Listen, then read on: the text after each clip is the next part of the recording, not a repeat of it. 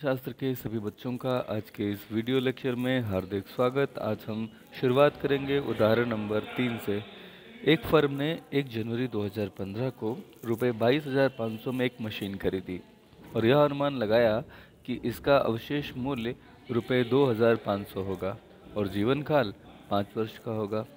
1 जुलाई 2016 को रुपये 5,600 में अंतिम मूल्य 600, जीवन काल 5 वर्ष और 1 जुलाई 2010 को 3,300 में अंतिम मूल्य 300, जीवन काल 5 वर्ष ऐसी मशीन खरीदी गई। आपको स्थायी किस्त पद्धति के अनुसार मूल्यह्रास का आयोजन करते हुए मशीनरी खाता 2015 से 2017 तक का तैयार करना है। देखिए, यहाँ पर जो मशीनें खरीदी गई हैं उनका अंतिम मूल्य दिया गया है और उनका जीवन काल दिया गया है। आप जानते हैं कि डिप्रिसिएशन निकालने का जो फार्मूला होता है वो क्या है, और इसीलिए ये आपको दिया गया है। जो 5,600 में खरीदी गई है उसकी अगर डिप्रिसिएशन निकालनी हो तो कैसे निकालेंगे? 5,600 में से 600 घटाएंगे और बाद में जो बचेगा वो होगा कितना? इसका 5 वर्ष जीवन काल है, तो फाइनली आप पाएंगे कि 1,000 सालाना डिप्रिसिएशन आएगी। ठीक है। इसी तरह से जो पहली एसेट आपने खरीदी थी 22,500, इसका अवशेष मूल्य होगा 2,500। इसे घटाएंगे तो बचेगा 20,000 और 20,000 को 5 से डिवाइड करेंगे तो 4,000 रुपये डिप्रिसिएशन आएगा हर साल का। ठीक है, तो मुझे लगता है कि आपको ये बात समझ में आई होगी। इसके बाद की अगर हम बात करें तो जो अंतिम मशीन है वो 3,300 में खरीदी गई है और 3,300 में जो मशीन खरीदी गई है उस मशीन का अंतिम मूल्य है 300। उसे जब घटा देंगे तो फाइनली जो बचेगा वो होगा 3,000 और 3,000 को जब 5 से डिवाइड करेंगे तो आएगा 600 रुपये प्रति वर्ष डिप्रिसिएशन। तो ये तो रही बात अलग अलग संपत्तियों पे डिप्रिसिएशन कैसे निकालेंगे, और अब देखेंगे कि कैसे हम इनका ट्रीटमेंट करते हैं। तो मशीनरी अकाउंट में सबसे पहले आपने देखा है कि 2015 यहाँ लिखा हुआ है, तो 2015 1 जनवरी, यहाँ 2015 लिख के जनवरी 1 लिखेंगे। मशीन खरीदी जब जाती है तो टू बैंक अकाउंट लिखा जाता है, जितने से खरीदी गई उतना लिखा जाएगा। तो कुल मिला करके 1 जनवरी को जब ये मशीन खरीदी तो ठीक 1 साल बाद, क्योंकि अगला जो परचेज़ हो रही है वो 1 जुलाई 2016 में हो रही है, तो 2015 की आखिरी डेट 31 दिसंबर को डिप्रिसिएशन चार्ज करेंगे। डिप्रिसिएशन कितना आएगा? 4,000। ये 4,000 कैसे आएगा? अभी आपको बताया मैंने। 22,500 में से 2,500 अवशेष मूल्य घटा देंगे तो बचेगा 20,000। उसे 5 से डिवाइड करेंगे तो आ जाएगा 4,000। ठीक है। फिर 22,500 इधर टोटल में लिखा, यहाँ भी टोटल लिखा। 4,000 घटाने के बाद बैलेंस आ गया 18,500। यही बैलेंस यहाँ पर उतारेंगे 18,500। फिर इसमें दिया गया है कि आपने 1 जुलाई को एक मशीन खरीदी है 5,600 में, उस पर डिप्रिसिएशन आप लगाएंगे। ठीक है, तो जो डिप्रिसिएशन लगेगी 31 दिसंबर को वो बेसिकली इस तरह से लगेगी कि एक तो डिप्रिसिएशन जो पहले वाली मशीन है उसका और दूसरा इस मशीन का डिप्रिसिएशन, राइट। तो चूंकि ये वाली मशीन आपने 1 जुलाई को खरीदी है, वैसे तो इसका सालाना डिप्रिसिएशन आपने अभी निकाला था, कितना आएगा मैं बता देता हूँ। 5,600 में से 600 घटाइए, बचेगा 5,000। क्योंकि इसकी लाइफ टाइम 5 वर्ष है तो ये 1,000 आएगा। लेकिन हम इसका डिप्रिसिएशन 1,000 इस वर्ष नहीं लगा पाएंगे क्योंकि ये 1 जुलाई को खरीदी गई है। तो 1 जुलाई से 31 दिसंबर तक 6 महीने का समय होता है। तो 6 महीने की अगर डिप्रिसिएशन लगाएंगे तो 1,000 का 6/12 से मल्टीप्लिकेशन करेंगे तो रुपये 500 आ जाएगा। तो जब सेकेंड ईयर में डिप्रिसिएशन की आप बात करें तो पहली वाली मशीन पे डिप्रिसिएशन आप लगाते हैं 4,000, तो 4,000 और प्लस दूसरी वाली मशीन पे 500 मिला करके ये हो जाएगा 4,500। ठीक है, और टोटल आपने इधर का किया 24,100, यही 24,100 इधर लिखे। इसमें से 4,500 घटाया तो बैलेंस आ गया कितना? 19,600। कितना गया? 19,600। तो मुझे लगता है ये बात आपको समझ में आई होगी। फिर तीसरे वर्ष में इन्होंने कह रखा है कि इसका बैलेंस आपने यही यहाँ पे उतार लिया और फाइनली आपने 1 जुलाई को फिर एक मशीन खरीदी 3,300 की। ये क्वेश्चन में दिया गया है, आप देख सकते हैं। इसके बाद में फिर ये एक सूचना है कि 1 जुलाई को 3,300 में एक मशीन खरीदी। तो आपको ये मशीन खरीदने के बाद डिप्रिसिएशन 5,300 कैसे आया, ये आपको समझने की आवश्यकता है। देखिए, 4,000 डिप्रिसिएशन है पहले वाली मशीन का, 1,000 डिप्रिसिएशन है दूसरी वाली मशीन का और 3,300 की जो मशीन खरीदी थी उसका 300 रुपये था अवशेष मूल्य, तो बचेगा 3,000। और इसको जब 5 से आप करोगे डिवाइड तो फाइनली 600 रुपये आएंगे। लेकिन चूंकि ये 1 जुलाई को ख़रीदा गया है तो ये भी 6/12 इसका करेंगे, यानी कि 1/2, तो फाइनली 300 और आएगा। तो आप देख सकते हैं कि ये 4,500 और 300, तो 5,300 आ जाएगा। यही ये डिप्रिसिएशन है। और फाइनली जब आपने इसका टोटल किया 22,900 इधर टोटल आएगा, सॉरी 22,900 यहाँ पर टोटल आएगा और इसी को इधर लिखेंगे 5,300 घटाने के बाद 17,600 ये बैलेंस बचेगा तीसरे वर्ष के आखिर में। जिसे चौथे वर्ष के प्रारंभ में टू बैलेंस ब्रेक डाउन करके ऐसे लिखना ज़्यादा करेक्ट माना जाता है। अगर आप लिख सकें सो फार सो गुड। अगर ये नहीं भी लिखते हैं तो यहाँ पे आप टोटल कर सकते हैं, चलेगा, लेकिन बेटर है कि आप ये लिख दें और ये बेस्ट है। नीचे नोट्स में वही बताया गया है जो मैंने आपको बताया है। डिप्रिसिएशन निकालने का फार्मूला होता है क्या, संपत्ति मूल्य माइनस अवशिष्ट मूल्य डिवाइडेड बाई अनुमानित जीवन काल। पहली मशीन पे डिप्रिसिएशन निकालने का तरीका, दूसरी पे और तीसरी पे ये मैंने आपको बताया था। 6 माह का लगेगा तो 500 और 300 हो जाएगा। मुझे लगता है आपको ये समझ में आया होगा। इन्होंने ये भी बता दिया है कि पहले साल 4,000 लगाया है, दूसरे साल 4,000 प्लस 500, पहली और दूसरी मशीन का 4,500 और तीसरे वर्ष 4,000, 1,000 और 300, 5,300 ऐसे आया। चलो एक और उदाहरण नंबर 4 पढ़ते हैं। मुझे लगता है उदाहरण नंबर 3 समझ में आ गया होगा सभी बच्चों को। उदाहरण नंबर 4 है कि 1 जनवरी 2010 को एक फर्म ने 60,000 का एक प्लांट खरीदा और इसी वर्ष की 1 जुलाई को एक और नया प्लांट 18,000 में खरीदा। इसकी स्थापना पर 2,000 रुपये खर्च किए। 1 जुलाई 2012 को कंपनी ने चलो पहले की बात कर लेते हैं। जो 60,000 का प्लांट खरीदा था तो वो तो हो गया। फिर 1 जुलाई को एक और नया प्लांट 18,000 में खरीदा, इसकी स्थापना पर 2,000 खर्च किए। तो ये माना जाएगा कि जो दूसरा प्लांट 1 जुलाई को खरीदा गया है, दरअसल ये है 20,000 का प्लांट हुआ। इसकी लागत जो आएगी वो 20,000 आएगी। 1 जुलाई 2012 को कंपनी ने 1 जनवरी 2010 को खरीदा हुआ प्लांट अप्रचलित होने के कारण 27,000 में बेच दिया। तो ये 1 जनवरी को 2010 को जो खरीदा था वो ये वाला है 60,000 का। ये अप्रचलित हो गया, यानी आउट ऑफ ट्रेंड हो गया, आउट ऑफ यूज़ हो गया, इस वजह से कि टेक्नोलॉजिकल कुछ अपडेटमेंट हुए, नई टेक्नोलॉजी आ गई। इसी को हम बोलते हैं अप्रचलित हो जाना। तो ये 27,000 में बिका। अब माल को जब भी कोई संपत्ति को बीच में बेचा जाता है तो उसका ट्रीटमेंट कैसा होता है, ये उदाहरण नंबर 4 के जरिए हम जानेंगे। फिर 1 अक्टूबर 2013 को कंपनी ने एक और प्लांट 64,000 में खरीदा और इसी तिथि को दूसरा प्लांट जो 1 जुलाई 1990 को खरीदा था। अब ये 1 जुलाई 1990 को कुछ नहीं खरीदा गया था,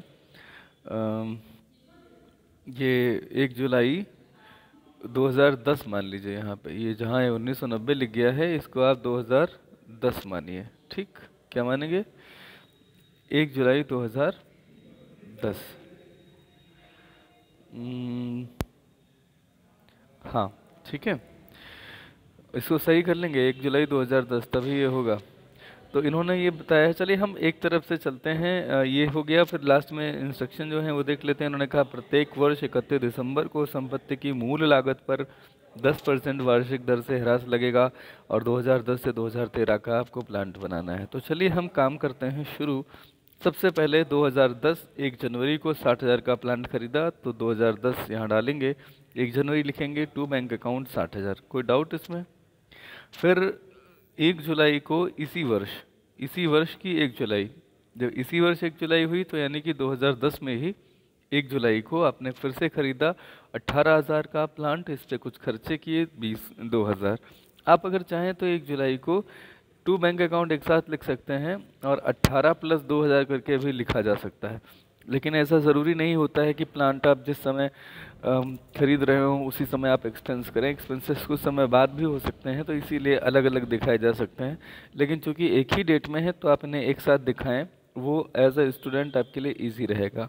ऐसे 18,000 और प्लस 2,000 करके बाहर 20,000 लिख दें, ये बेटर होता है एज अ स्टूडेंट। वैसे ये सही है, गलत नहीं है। उसके बाद में जो अगला काम हुआ है वो 1 जुलाई 2012 को कंपनी ने 1 जनवरी 2010 को खरीदा हुआ प्लांट अप्रचलित होने के कारण बेचा है।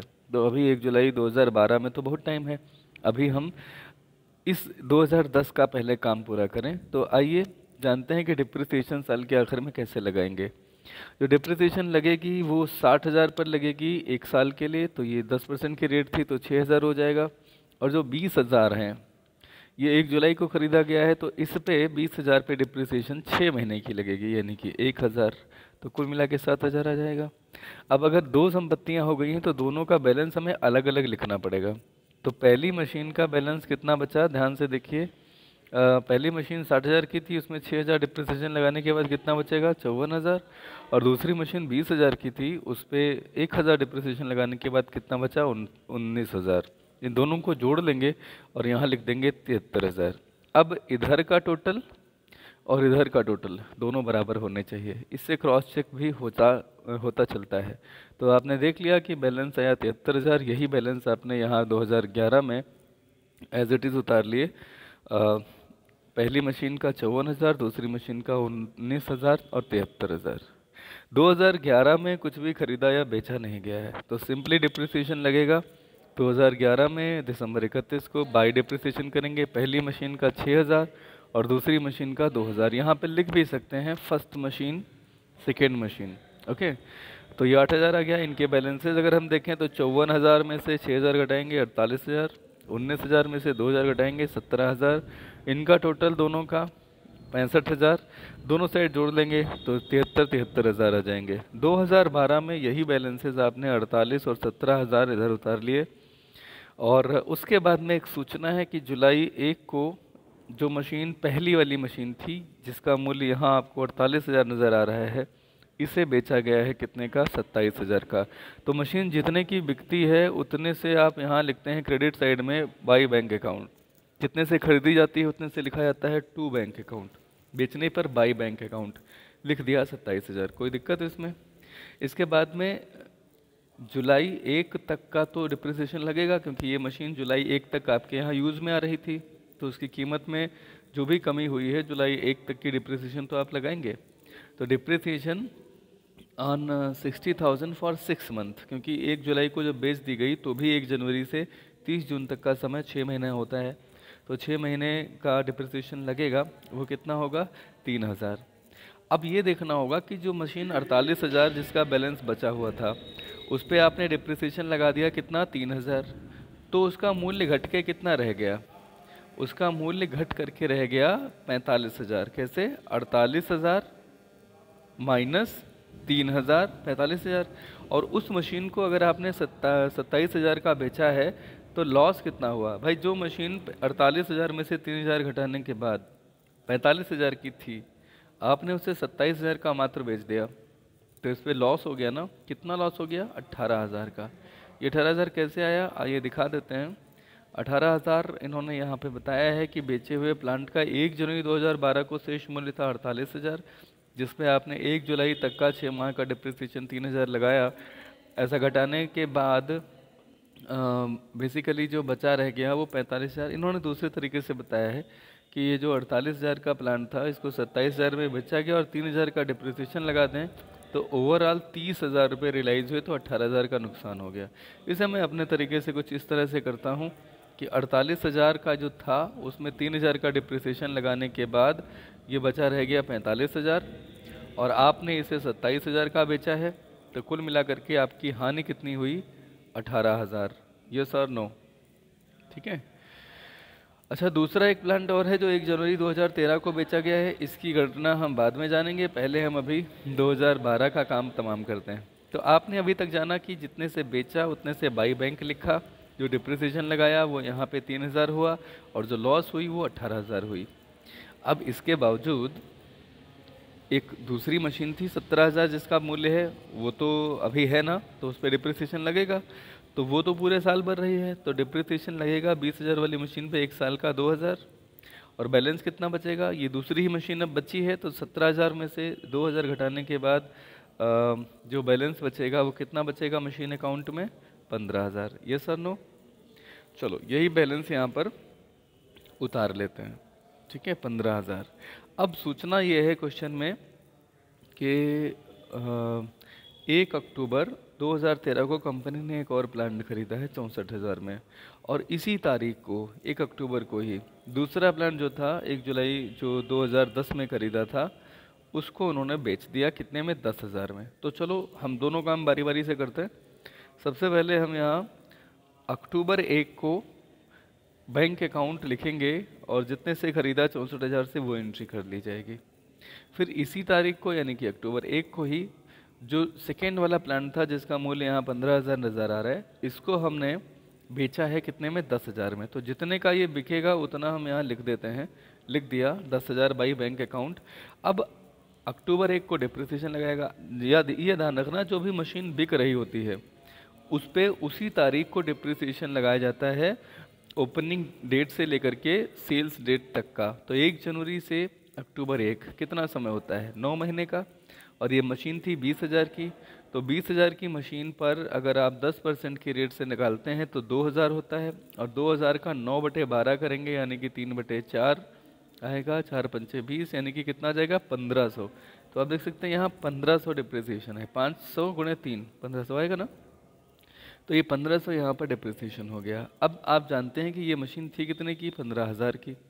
इस पे 1500 डिप्रिसिएशन घटाने के बाद इसका मूल्य कितना बचेगा, 13,500। आपने इसे बेचा कितने का है, 10,000 का। तो लॉस कितना हो गया, 3,500। तो वही आप देख सकते हैं कि यहाँ पर लिखा है profit and loss account, loss on sale कितना, 3,500। इसकी कैलकुलेशन नीचे भी है लेकिन मैं इसे इसी तरीके से करता हूँ कि 13,500 बचा, क्योंकि 15,000 1 जनवरी को था और 9 महीने का डिप्रिसिएशन 1500 लगाया, उसे घटाने के बाद 15,000 में से 1500 13,500 आएंगे। इस 13,500 में से 10,000 सेल्स प्राइस घटा दिया तो लॉस 3,500, राइट, हो गया। चलो अब इसके बाद में जब हमने ये सेकेंड वाली बेच दी, मगर हमने एक और मशीन भी तो खरीदी थी ये 64,000 की।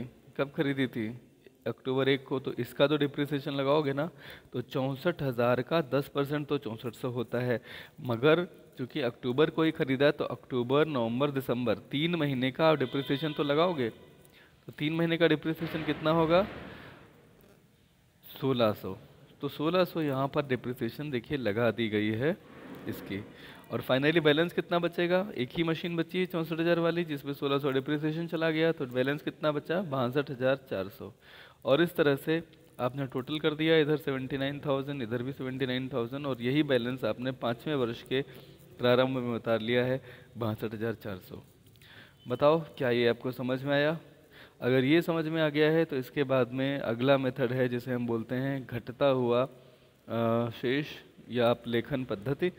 इसमें क्या होता है कि जैसे अगर कोई मशीन मान लेते हैं 1,000 की थी और उस पर अगर 10% रेट से डिप्रिसिएशन लगता है तो पहले साल का डिप्रिसिएशन 1,000 होगा। 1,000 डिप्रिसिएशन घटाने के बाद उस मशीन का मूल्य कितना बचेगा, 10,000 माइनस 1,000 करने पे बचेगा 9,000। तो अब सेकेंड ईयर में 10,000 पे डिप्रिसिएशन नहीं लगेगा, 10,000 में से 1,000 घटाने के बाद 9,000 आएंगे। इस 9,000 का 10% निकालेंगे तो सेकेंड ईयर का डिप्रिसिएशन 1,000 ना होकर के 900 होगा। थर्ड ईयर में ये जो 9,000 इसका मूल्य था उसमें से ये 900 घटाने के बाद कितना बचेगा, 8100।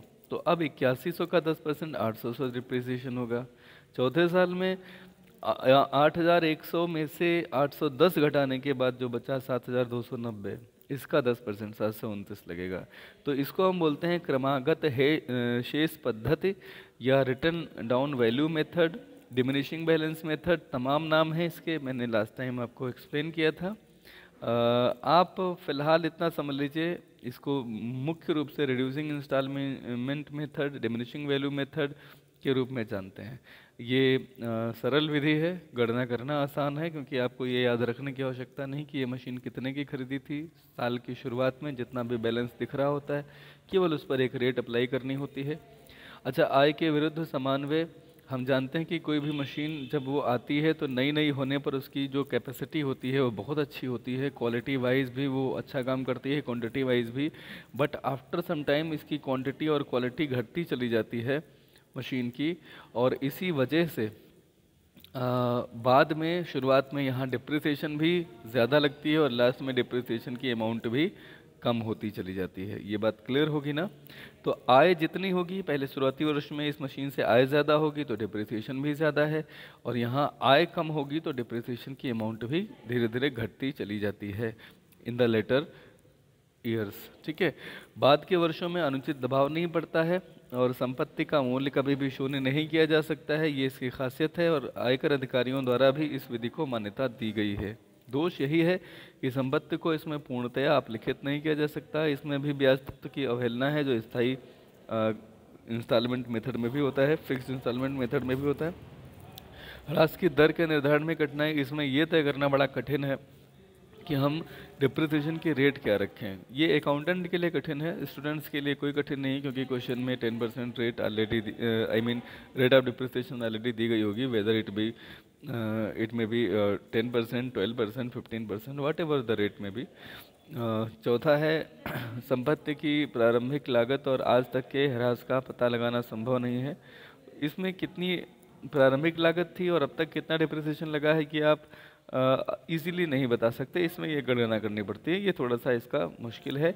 ये विधि कहाँ पे अच्छी रहती है इसे जान लीजिए। इस पद्धति से ह्रास लगाना प्रायः ऐसी संपत्तियों के लिए उपयोगी है जिनका जीवन काल जो है वो अधिक होता है, और जैसे जैसे वे पुरानी होती जाती हैं उन पे मरम्मत व्यय बढ़ता चला जाता है, जैसे भवन, संयंत्र, मशीनरी, वाहन वगैरह। मैंने बताया था कि जो छोटे छोटे फर्नीचर्स हैं उनके लिए स्थायी किस्त पद्धति बेटर है, लेकिन बड़ी भारी भरकम मशीनों के लिए यही अच्छी है।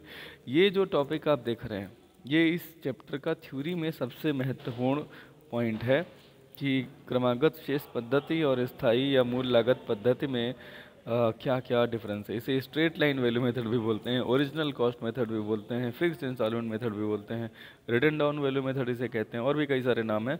तो कुल मिला करके आपको इनके अंतरों को बहुत अच्छे से पढ़ लेना है, समझ लेना है, कोई दिक्कत है तो वो पूछ लेनी है।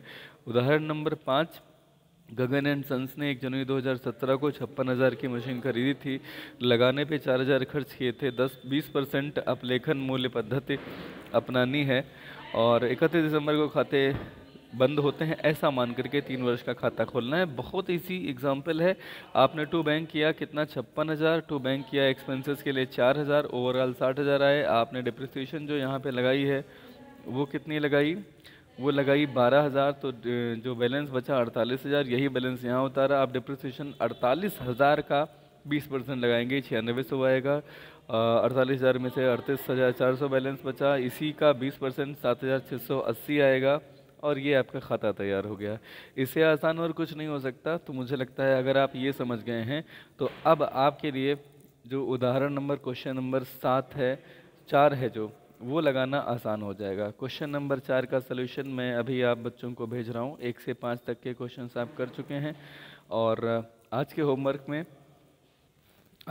में एक तो क्वेश्चन नंबर 4 आप सभी बच्चों को करना है। इसका सलूशन मैं अभी भेज दूंगा, सलूशन देखें और उससे समझें। उसके बाद में जो आज का होमवर्क है उस होमवर्क के अंतर्गत आपको जो काम करना है वो क्वेश्चन नंबर 6 का करना है। अगर क्वेश्चन नंबर 4 आप कर चुके होंगे, चलो क्वेश्चन नंबर 6 अभी छोड़ दो, अगर कर सकना तो कर लेना, वैसे अभी इसे छोड़ सकते हो, मैं इसे बाद में डिस्कस कर दूंगा। आपको अभी क्वेश्चन नंबर 8, 9, 10, क्वेश्चन नंबर 8, 9 और 10 करने हैं। कौन कौन से? 8, 9 और 10, ठीक है, ये क्वेश्चंस करने हैं। और क्वेश्चन नंबर 12 बहुत आसान है, ये कर लीजिएगा।